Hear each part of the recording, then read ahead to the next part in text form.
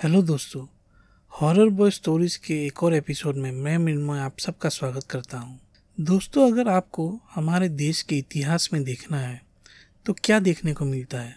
बहुत विशाल जो किले हैं जिसमें राजा रहा करते थे, या फिर म्यूजियम में रखी हुई चीज़ें।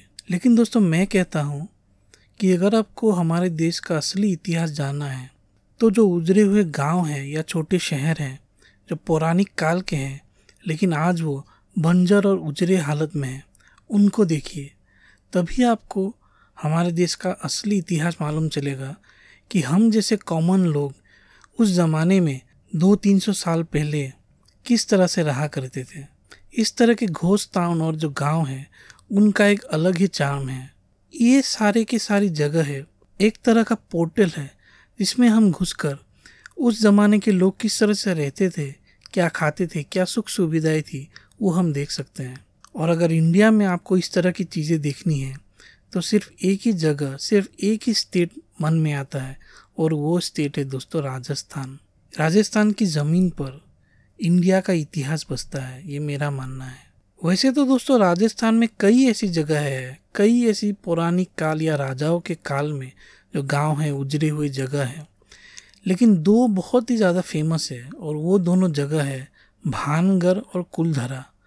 भानगढ़ के बारे में मैंने अपने पहले एपिसोड में बताया है और आज दोस्तों मैं कुलधरा गांव के बारे में आपको बताने वाला हूँ।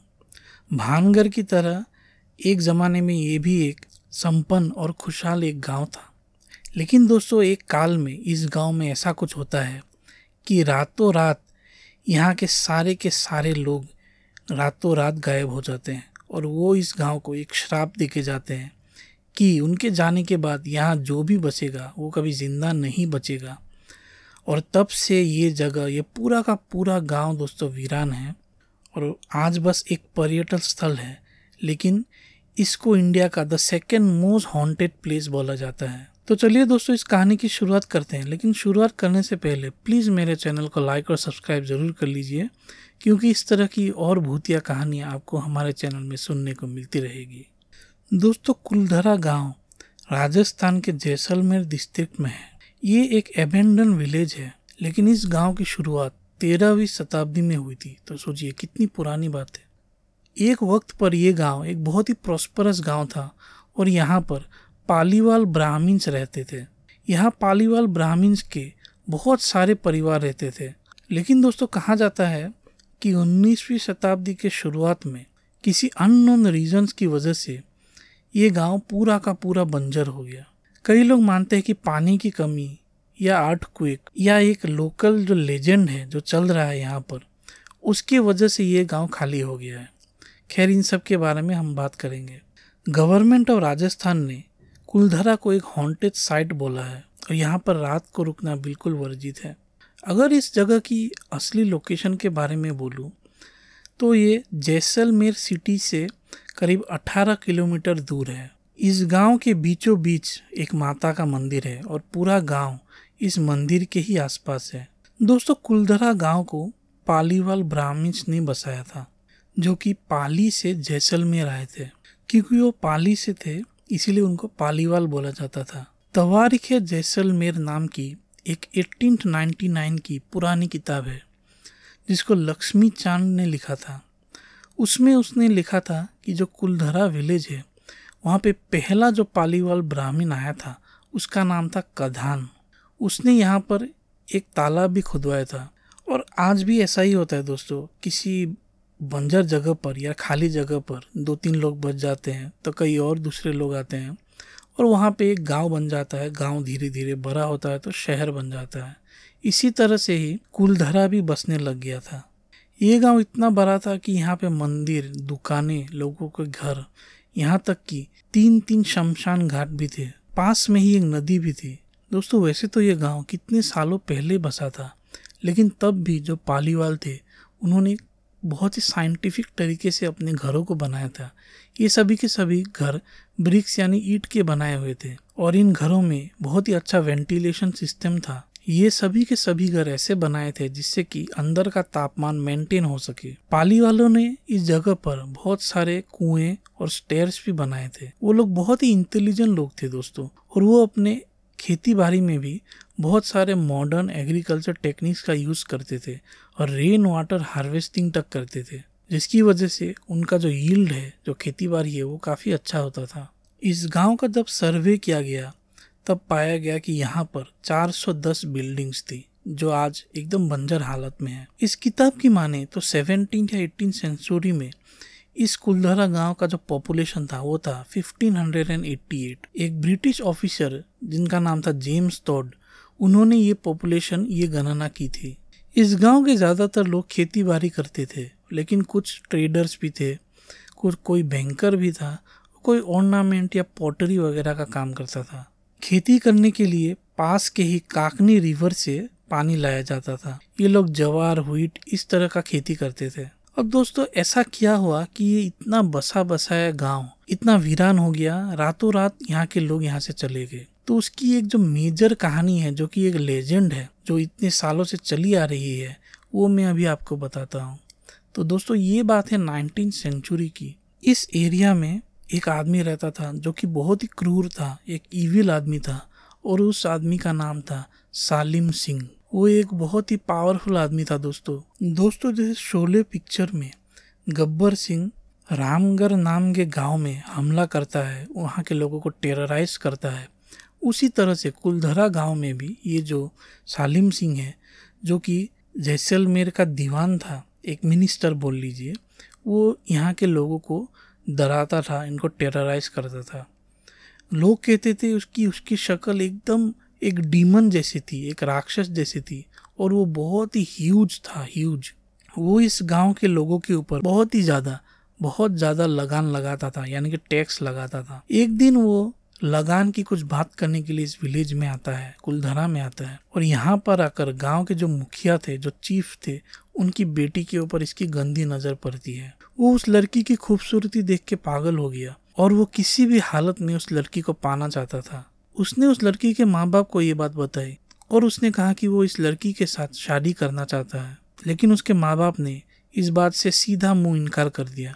उनको इस जालिम आदमी को अपनी बेटी नहीं देनी थी। इस बात से सालिम सिंह बहुत ही ज़्यादा गुस्सा हो गया, बहुत ज़्यादा, और उसने ना सिर्फ उस लड़की या उसके माँ बाप को बल्कि पूरे गांव को ही उसने धमकी दी कि अगर ये सारे के सारे लोग, इस लड़की के पेरेंट्स, इस लड़की को ले जाकर उसके हवेली में नहीं रखेंगे, उसको नहीं देंगे, तो वो पूरे गांव को ख़त्म कर देगा, पूरे गांव को। अब दोस्तों सालिम सिंह ने पूरे गांव वालों को सिर्फ कुछ ही दिनों की मोहलत दी थी सोचने के लिए। अब गांव वालों ने पंचायत लगाई, बात की एक दूसरे से, सभी के सभी पालीवाल ब्राह्मण थे, और तब वो इस नतीजे में आए कि अपनी इज्जत को इस जालिम आदमी को देने से अच्छा है अपनी जान ही दे देना। गांव के मुखिया ने भी सोचा कि सबको मुसीबत में डालने से अच्छा है कि उनका परिवार ही यहाँ से चला जाए। लेकिन दोस्तों ये जो सालिम सिंह था वो बहुत ही पावरफुल था, उसकी पहुँच बहुत दूर तक थी। अगर वो लोग वहाँ से भाग भी जाते तो वो उनको आसानी से पकड़ सकता था। इसी वजह से गांव वालों ने सोचा कि इसके साथ युद्ध करते हैं। लेकिन दोस्तों युद्ध करने के लिए भी ये लोग सिर्फ कुछ 1-2 हज़ार थे और सालिम सिंह के पास हज़ारों की फौज। इसीलिए सभी के सभी गांव वालों ने, करीब 85 विलेज के लोगों ने ये डिसाइड किया कि वो अपनी बेटी को इसके हवेली में नहीं भेजेंगे और रातों रात ये गांव खाली कर देंगे। दोस्तों कितनी मोटिवेशनल कहानी है ना। आजकल ऐसे लोग कहाँ मिलते हैं। आजकल कोई पड़ोसी अच्छी तरह से ना बात करता है, ना कुछ पूछता है, लेकिन उस ज़माने के पड़ोसियों या गांव वालों को देखिए। खैर कहानी को आगे बढ़ाते हैं और इसी बात को तय करके कुलधरा के करीब 80 से ज़्यादा गांव वाले हाथ में जो भी आया 2-3 कपड़ा या कुछ खाने पीने की चीज़, लेकिन बाकी सब कुछ वही छोड़ के उनका पूरा का पूरा जीवन, आप खुद ही सोचिए कि अगर आपको एक ही दिन में अपना घर संसार छोड़कर कहीं चले जाना पड़े हमेशा के लिए, तो आप सब कुछ तो नहीं ले जा पाएंगे, कुछ ही ज़रूरी चीज़ें ले जाएंगे। और वही उन्होंने कुलधरा में अपना सारा जीवन, उस जीवन में कमाई हुई सारी की सारी चीज़ें वही रखकर चुपचाप वो लोग कुलधरा से चले जाते हैं। और दोस्तों आज के डेट तक इतने साल हो गए, कितने 100 साल हो गए, लेकिन आज तक वो लोग कहाँ गए किसी को नहीं मालूम और किसी ने भी उनको नहीं देखा। और ये जो विलेज है वो पूरा का पूरा खाली हो गया। लेकिन दोस्तों जाने से पहले उन्होंने यानी कि कुलधरा के रहने वालों ने, उन पालीवाल ब्राह्मणों ने इस जगह पर एक श्राप दे दिया कि अगर जो कोई भी यहाँ पे आएगा और रहने की कोशिश करेगा उसके साथ बहुत ही बुरा होगा और उसकी जान चली जाएगी। और ऐसा हुआ भी दोस्तों। कई लोगों ने, क्योंकि घर वगैरह सभी बने हुए थे और ये पालीवाल ब्राह्मण काफ़ी अमीर थे, तो हो सकता है खजाना भी छुपा के रखा हो। कई लोग यहाँ आते थे रहने के लिए, लेकिन वो कभी रह नहीं पाए। और वो लोग ही बताते हैं कि इस जगह पर भूतों का वास, आत्माओं का वास है। दोस्तों, आज भी लोग बात करते हैं कुलधरा के भूतिया होने की। पैरानॉर्मल सोसाइटी ऑफ इंडिया ने भी यहाँ पर सर्वे किया था और यहाँ पर उनको कई सारी चीज़ें मिली, जैसे बच्चों के हैंड प्रिंट्स या फिर जो खिलौने वगैरह। और जैसे कि मैंने आपको बोला था, कुलधरा के लोग जब इस गांव को छोड़कर गए तो सभी की सभी चीज़ें वैसे ही छोड़ के गए और वो सभी चीज़ें आज भी आपको देखने को मिलती है। और वो सब चीज़ें दोस्तों इस पूरे एनवायरनमेंट को, इस गांव के एनवायरनमेंट को एकदम एक स्पूकी और क्रीपी एनवायरनमेंट बना देती है। ये एक सुनसान जगह है और इस जगह पर अगर आप जाएंगे तो ये जो लोनलीनेस है, एक तरह का डार्कनेस है, वो आपको महसूस ज़रूर होगा, चाहे इस जगह पे भूत हो या ना हो। कई लोग आज इस जगह पर जाकर फ़ोटो खिंचवाते हैं। कई लोग इतने हिम्मत वाले भी हैं कि रात को यहाँ पर जाकर देखते हैं कि भूत है कि नहीं। यूट्यूब में ही आपको कई सारे वीडियो जैसे मिल जाएंगे।